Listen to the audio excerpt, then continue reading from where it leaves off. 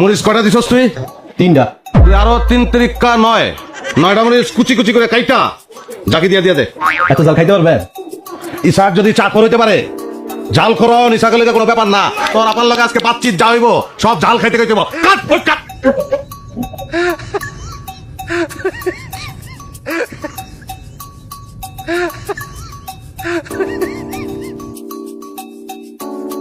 Good. ভালো ভালো পাগলা আমার তোরে মাটির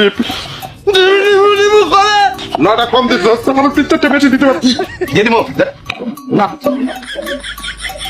কেন পানি দে পানি পানি পানি তুমি পানি পানি দে লাগবে না আমার সঙ্গে পানি দেবো পানি রাখো না পানি করে দরকার নাই